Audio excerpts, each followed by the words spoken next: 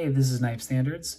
Today I'm going to be doing an unpouching, unboxing, and first impressions of the Monterey Bay Knives Sea Otter. This is made in-house, USA made, and I'm really excited about this one. This was actually my score from CCKS. This is the only knife that I bought from CCKS. So we'll talk a little bit about the knife show and how it was, and why I decided to pick this guy up. So we'll get into all of that in just a second, but first, please follow me at Knife Standards. You can follow me on Instagram, and don't forget to like this video and subscribe to my channel for a lot more knife content and weekly knife reviews. All right, so let's get into it. We got a cool little kind of knife, excuse me, knife roll, knife pouch, and damn, there it is. This is an all-time record for actually unpouching. Here you go, boom. And yes, I've handled this before, of course. I got it at CCKS.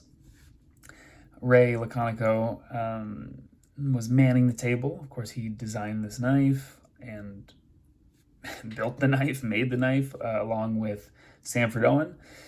They are the two masterminds behind Monterey Bay Knives.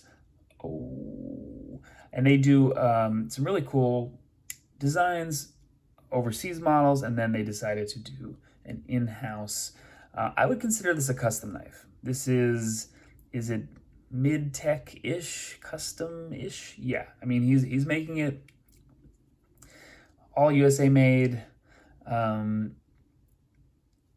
really should, for my full review, I'll try and reach out and find out exactly what they're doing by hand. Are they grinding everything? Are they finishing it? Are they what? But I know that they are making these. This is their American made model, and I'm calling it a custom. So anyway, let's go ahead and talk a little bit about CCKS. And by the way, if any of you know the specifics, of course I can and I will ask Ray or Sanford, but if any of you know the specifics of, is this made in their shop? Is this what the deal is? Please let me know, because I always like learning new things. Anyway, a little bit about CCKS. Of course, that is California Custom Knife Show.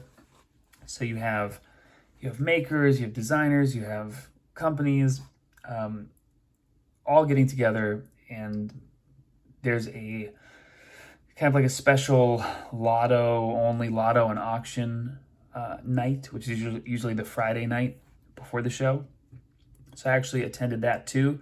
That was wild. So that was, man, some crazy knives. You had CMF Metalworks, you had Ernie Emerson, you had Bob Terzola, you had just some really heavy hitters there.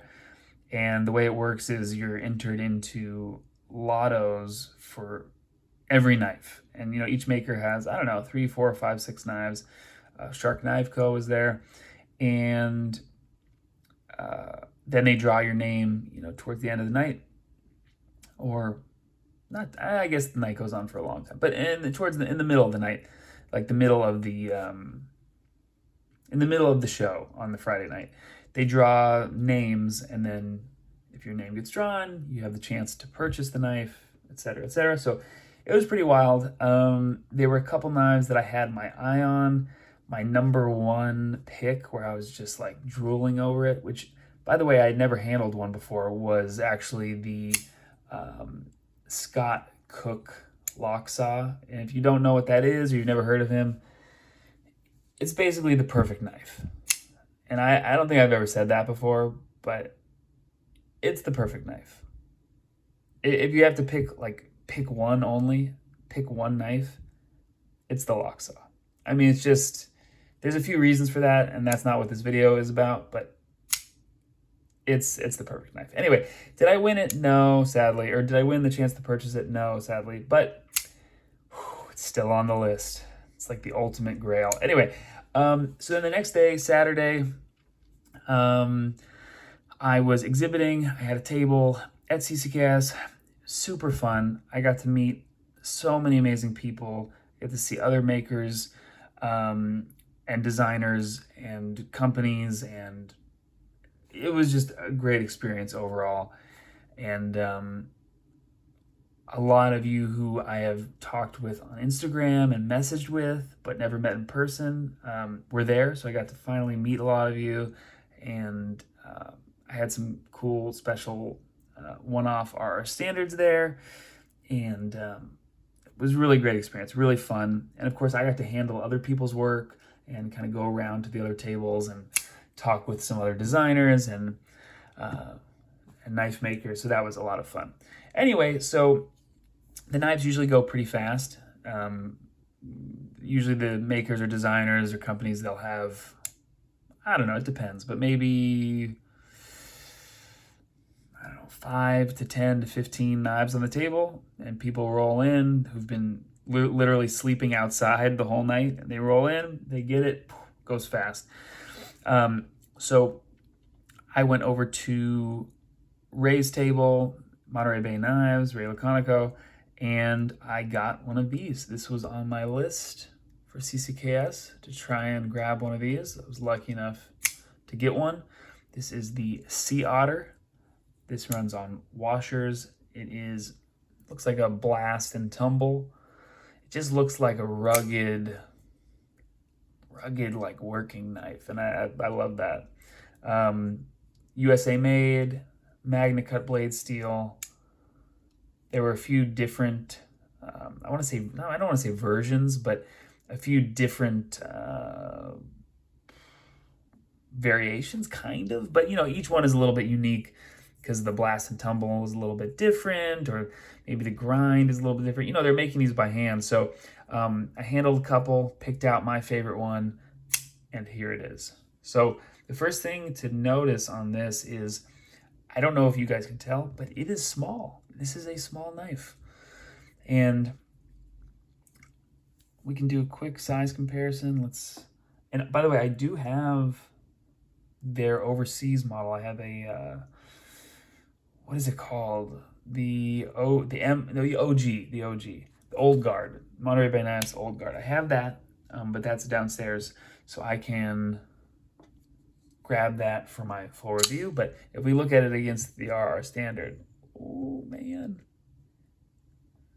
So what are we thinking? I think it's about a 3-inch blade, but I will of course measure that for my full review. This is just a cool knife. And most importantly, I think, number one, Ray is a really cool dude. And same thing with Sanford Owen. They're just nice to talk to, and they're not rude or too busy or like, hey, get out of here, or I don't. There's just sometimes, I mean, all people, but I've noticed for knife makers, knife designers, knife people, there's just a little bit of that, like, yeah, like F off, and Sanford and Ray do not have that at all. I mean, humble, grateful, kind, talented. Those are the words I would use to describe those two guys. Now, at the show, Sanford couldn't make it, so Ray was manning the table, and he was just really cool. He was just easy to talk to and cool, and I picked one of these up, and I'm really happy to support him and Sanford and Monterey Bay Knives. So I'm excited to get this in pocket and really use this knife, really put it to work as a little 3-inch working blade, because it already has that kind of, that stone washed or that blast and tumble finish. It looks like it's already been used, which I'm liking more and more these days. And I'm excited to use it. First impressions, action is great. It's on washers, feels great in hand. Yes, it is small, but I was aware of that. And I'm excited. I'm excited about this guy. It's a really damn good knife. Excited to get it into pocket.